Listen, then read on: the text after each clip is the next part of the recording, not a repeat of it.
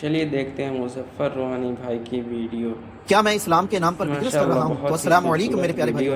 جب سے میں نے اپنا برانڈ بلڈ کرنا شروع کیا ہے تب سے کچھ لوگوں کو پتہ نہیں کیوں تکلیف ہونے لگی اور کہنے لگے کہ دیکھو اسلام کے نام پر بزنس کرنا اسٹارٹ کر دیا، کیونکہ شاید انہیں یہ نہیں پتا کہ بزنس اسلام کا ایک اہم حصہ ہے جس کے بنا مسلمان ترقی کر ہی نہیں سکتا۔ ایک وقت تھا جب تجارت کے میدان میں مسلمان ساری قوموں سے آگے نظر آتے تھے، کیونکہ ان کی نظر پیارے نبی کے اس فرمان پر تھی کہ تم پر تجارت کرنا ضروری ہے، کیونکہ اللہ نے رزق کے 10 حصے کیے جن میں سے 9 حصے صرف بزنس میں ہیں۔ مگر افسوس جو مسلمان تجارت کر بھی رہے ہیں تو ان کی نظر حرام و حلال پر نہیں ہے، انہیں اسلامی تجارت کے اصولوں کا علم نہیں ہے، کیونکہ شاید ان کی نظر پیارے نبی کے اس فرمان سے زیادہ صرف پیسہ کمانے پر ہے کہ ہمارے نبی فرماتے ہیں کہ سچا اور امانت دار بزنس مین قیامت کے دن نبیوں اور شہیدوں کے ساتھ ہوگا۔ تو اسی 2 حدیث سے اندازہ لگا لو کہ اسلام نے کاروبار کرنے کو صرف دنیا تک محدود نہیں رکھا، بلکہ ایمانداری اور سچائی سے کاروبار کرنا عبادت بن جاتا ہے۔ اور اسلام میں بزنس کی کیا اہمیت ہے یہ دکھانے کے لیے ہمارے نبی نے خود تجارت کی۔ مگر افسوس جب کوئی امام، حافظ یا عالم دین کے ساتھ ساتھ تجارت کرنا شروع کرتا ہے تو نااہل لوگ اسے اس طرح تانا دینا شروع کر دیتے ہیں کہ دیکھو دین کے نام پر بزنس کر رہا ہے، جبکہ انہیں یہ نہیں پتا کہ جن کو اسلامی تجارت کے اصولوں کا علم نہیں، جن کو بیع کے مسائل کا علم نہیں،